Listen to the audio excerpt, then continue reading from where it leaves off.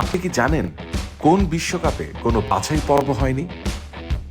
এখন পর্যন্ত যতগুলো বিশ্বকাপ হয়েছে তার প্রতিটিতেই কোয়ালিফায়ার ম্যাচ খেলে দলগুলোকে বিশ্বকাপে অংশ নিতে হয়েছে, শুধু একটি বিশ্বকাপ বাদে।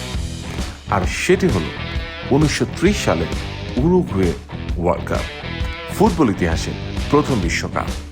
উরুগুয়ে ছিল তখন ফুটবল ইতিহাসের অবিসংবাদিত রাজা।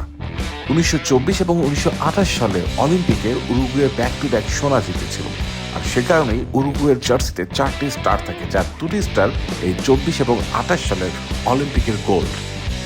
এছাড়া 1930 সালে উরুগুয়ের স্বাধীনতার 100 বর্ষপূর্তি ছিল, তাই ফিফা প্রেসিডেন্ট জুলে রিমে প্রথম বিশ্বকাপ আয়োজনের ট্রফিটা উরুগুয়ের হাতেই তুলে দেন।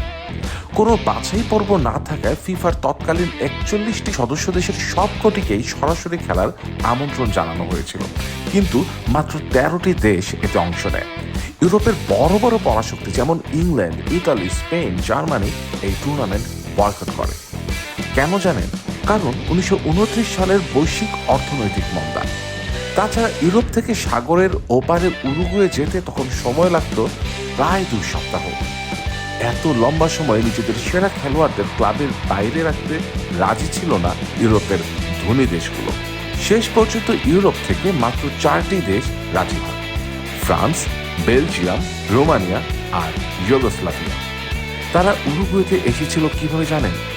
কোনো বিলাসবহুল প্লেনে নয়, বরং এস কন্টেভের্ডে নামক একটা বিশাল বিলাসবহুল জাহাজে চড়ে। আটলান্টিক মহাসাগরের বুকে টানা 15 দিন জাহাজের ডেকের ওপরেই প্র্যাকটিস করতে করতে প্লেয়াররা পৌঁছলেন উরুগুয়েতে।